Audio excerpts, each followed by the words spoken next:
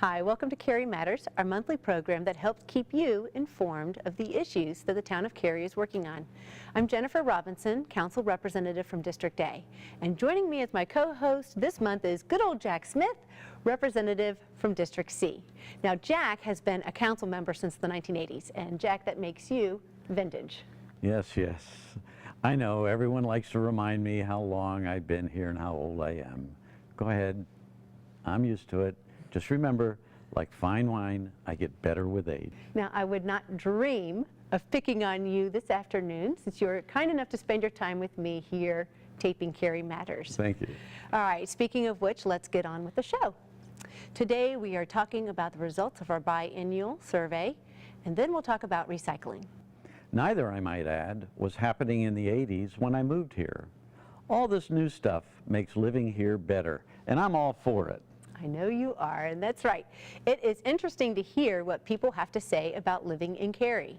The feedback we receive in this biennial survey is very important to us, and we use the information to help improve the way we do business.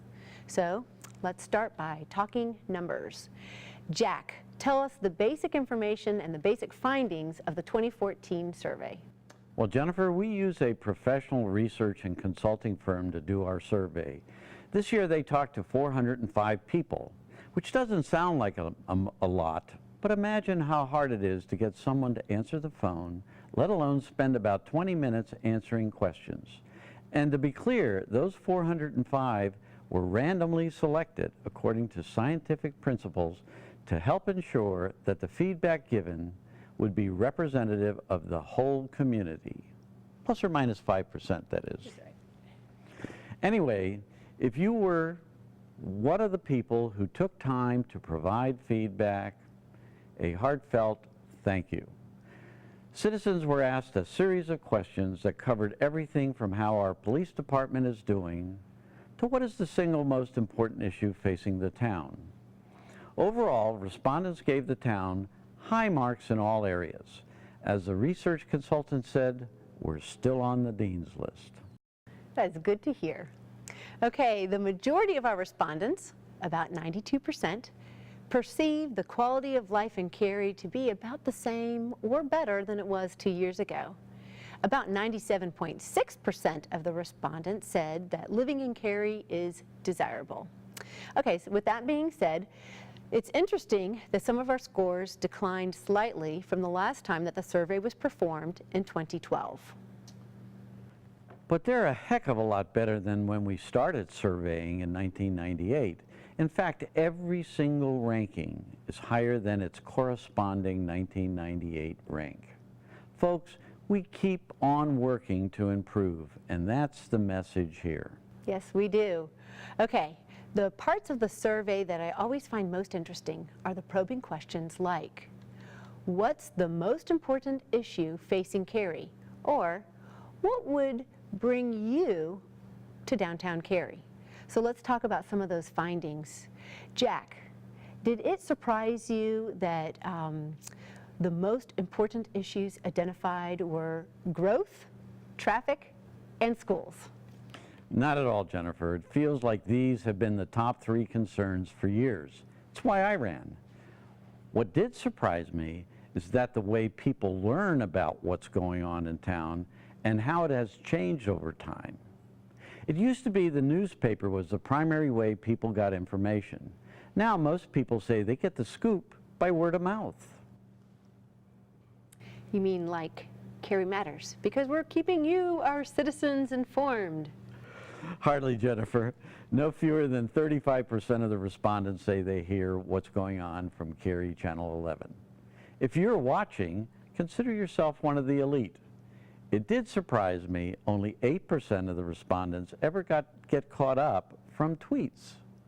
The way people talk, you'd think everyone is waiting for the next tweet to come along. So I have to agree with you, Jennifer. I guess I am an old geezer. I didn't even understand the question that asked how often people might use new media, like Google+, Instagram, Tumblr, or Nextdoor if the town used them. About 26% said they might use Google+ at some point, and the others would have been used a lot less. We have to remember that 2.8% of our population still doesn't have access to the internet. That's a really good point, Jack. As far as technology has come, and as you said a minute ago, the number one way people get information about the town is word of mouth. I guess the good news is that we talk to each other in Cary, so we're a very communal community. That's very good.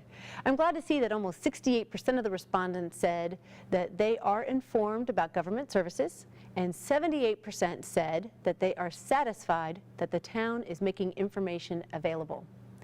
But this leads me to one area where respondents said that we could improve our communication, and that is communication about recycling. So, after this break, we're going to talk about trash and about recycling. Ooh, I love talking trash. I know you do. It seems right up your alley.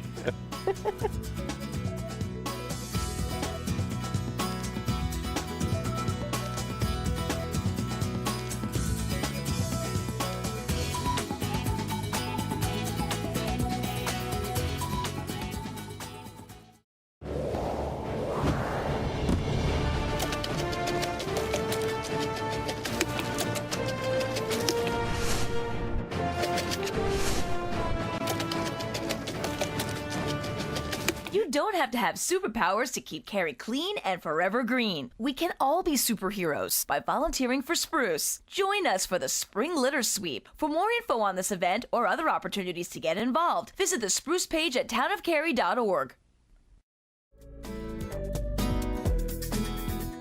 Hi, thanks for staying with us during that break. Okay, Jack is thrilled because I have some props to help us talk about the next subject, which is recycling. It's great that 94% of our respondents are satisfied with our recycling program. I, for one, am absolutely amazed at how little trash my family of 6 generates these days.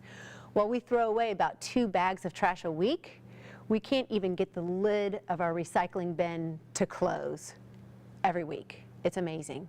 In fact, Cary's diversion rate, and that's how much refuse is recycled or composted, in other words, not going to the landfill, is almost 50%, and that is incredibly high. But Jack, as you noted in an earlier segment, the town is always looking for ways to improve. So we asked people about the barriers to recycling. And about 21% of the respondents said that recycling bins are too small. Well, that's good to know, as it's something we can fix pretty simply. The town has 2 cart sizes. We issue one 65-gallon cart to every household. But for no cost, a citizen can request and receive a larger 95-gallon cart. All you have to do is call our Public Works Department at 919-469-4090.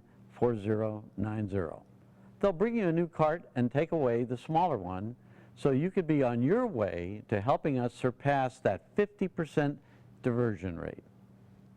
So remind me, what were the other obstacles to recycling noted by the citizens in the survey? Okay, thank you so much for asking. All right, Jack, this is why I'm holding a bunch of junk here. I have all the stuff here that I brought, most of which I pulled out of my recycling bin. Only one thing from a cupboard. Okay, the second biggest reason people have for not recycling is that they are unsure about what can be recycled. And quite honestly, it would have been easier for me to bring what cannot be recycled. That would be my trash, but that was really gross, so I didn't. I spared both you and me the horrors of pulling out trash. Well, thanks for not doing that. Now, what do you have there? Okay, all right, this is what we have. Everybody knows we can recycle chipboard. Okay, so we have a Pop-Tart box. You can recycle any kind of chipboard, which would include like cereal boxes. Okay, you got that. Yeah, all right, we have wrapping paper for my daughter's recent birthday. You can do wrapping paper and tissue paper. So, completely recyclable. Okay. All right. Jack, I have one of your campaign postcards. Oh. Just kidding. Yeah. I would never throw away one of your postcards. This is some other guy's postcard. Okay. We have an envelope here that has one of those little plastic windows. Can you see that? That is actually recyclable, even though it has that little plastic window. So you can send that through the recycle bin. Of course, magazines are recyclable. We also have a paper towel roll, a staff report, riveting reading, but recyclable nonetheless. And greeting cards. So you know when you clean out your Christmas junk, recycle it, don't throw it away. I could find pretty much everything. I couldn't find a phone book. So I don't know if people get phone books anymore, but you could put your phone book in the recycle bin too if you wanted to. Seriously? Yeah. Am I the only one who still keeps getting those yellow pages dumped in my driveway every year? Okay, so pretty much any kind of cardboard or paper except pizza boxes, you know, because of the cheese and jalapeno peppers that stick to the box. It really isn't the paper that trips me up, Jennifer. It's not the glass or the aluminum either. I get it, all types of glass containers and cans can be recycled. It's the plastic that's tough to know. Okay, all right, so before we go to plastic, let me just make sure you know, you can recycle your clean aluminum foil. We don't want you recycling it if it has like mozzarella cheese on it, but if it's clean, like this, you can recycle that. You can also recycle pots and pans. So you can recycle a metal pot and its lid, so that's fantastic. Got that too? All right, so you can see more things go in your recycle bin than in your trash can now. Okay, so plastics are not that difficult. Pretty much any container with the numbers 1 through 7 are recyclable. Okay, so 1 through 7. And that's really practically every kind of container you get. So here are the exceptions. Plastic baggies cannot go in. Carry-out containers cannot go in. Frozen entree trays cannot go in, and flower pots cannot be recycled. So those are the easy things to remember that cannot be recycled in the plastic family. And you can't throw away those things because stuff sticks to them, like cheese sticking to the plastics or fertilizing chemicals sticking to the flower pots. So we don't do that. Now here's one thing that I learned just recently. I used to think that you could recycle the milk jug, but you had to throw away the lid. But, ta-da, it turns out that you can recycle all kinds of plastic lids too. Plastic or metal lids you can now recycle. So that is something I just learned. Well, that's quite a list. So there you have it, folks. These are the things that you can recycle. Jennifer has emptied everything from her lap onto mine. Thank you so much, Jennifer. That's so I really kind. appreciate that.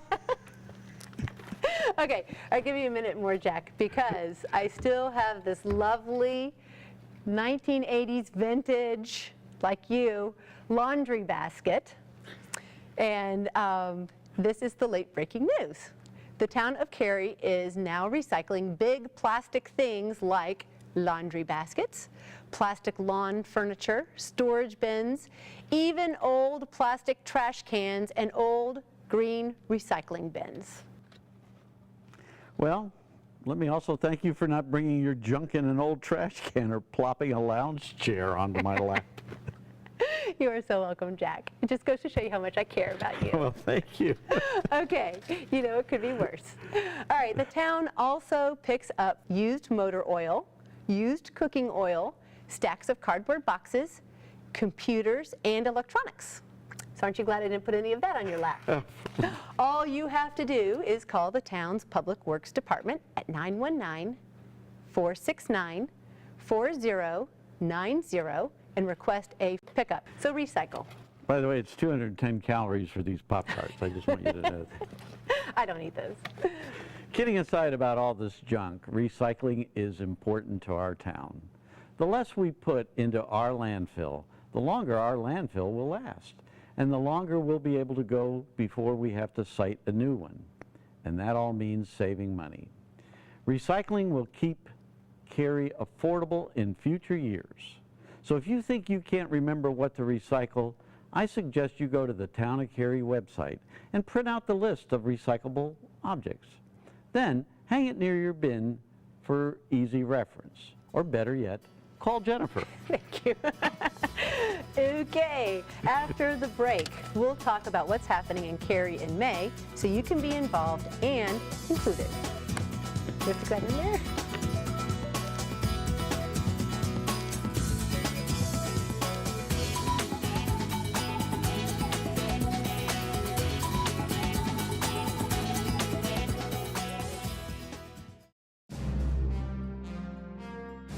Cary's first movie house marquee lights up again. For the first time in decades, the Cary Theater comes alive with films, music, comedy, improv, and theater. Featuring an intimate setting and an extraordinary lineup, the Cary will become a regular on your entertainment docket. Find us on Chatham Street in downtown Cary or on the web at townofcary.org. Okay, we're back. In this final segment of Cary Matters, we want to talk about what's happening in May and how you can be involved. Okay, so we sure had plenty of April showers along with a lot of cold weather. So I'm expecting big things from Mother Nature in May, like lots of pretty flowers and warm temperatures. Heck, I'm ready for it to get downright hot. I will not complain in July, I promise you. I know what you mean. I'm waiting for the golf courses to green up. As we age, you know, our blood starts to thin and we're always cold. Right, Jennifer? Okay, I can't speak to that at all, Jack. I have no idea what you're talking about. Anyhow, I'm not going there. Anyhow, the council will be staying plenty warm in May with all the meetings we have. That is so sadly true. Our 3 town council meetings are Thursday, May 1st, Thursday, May 8th, and Thursday, May 22nd at 6:30 p.m. And right before the May 1st and 22nd regular meetings, as well as on the May 20th meeting, we have council work sessions on special topics. Imagine Cary and the town manager's recommended budget for fiscal year 2015. Oh, how the years roll by. Then there are several special public meetings we hope citizens will attend. The first is on May 12th, when staff will provide an update on the designs for our downtown park and streetscape. The second is on May 28th, when we will host an open house for citizens and developers to give us feedback on proposed changes to our rules governing transportation requirements for proposed new developments. That's a big thing. Okay, it's a good thing that Town Hall is closed on Monday, May 26th for Memorial Day, or I think we might have a meeting on that day too. You're right about that. And speaking of Memorial Day, I'm very proud to announce a special event that I hope to see everyone at. It's the dedication of our new Veterans Freedom Park at 3 p.m. on Wednesday, May 21st. This new park on North Harrison Avenue was built by SAS, which is Cary's largest employer, and SAS is donating it to the town as a public park. As a veteran myself, I am so looking forward to Cary's having this park to help us all be mindful of the sacrifices that have been and will be made to keep us safe, strong, and free. That's so true. And Jack, we can't say thanks enough for the service that you provided to our country when you served in the Army. I know it's a sacrifice for you and for your family when you serve, and for everyone else who serves. So thank you. Jennifer. Okay, get details on all of the meetings and events that we mentioned, plus lots more in May by clicking on the calendar button at townofcary.org. Well, that's it for this edition of Cary Matters. We appreciate your watching and hope that what we've shared has been of interest. Please let us hear from you. Your time is important, and we want this show to be of value to you as we work to bring you, our citizens, closer to your government. And remember, help keep Cary litter-free, clean, green, and beautiful by volunteering with our Spruce program. Thanks for watching, and as always, thanks for choosing to call Cary home.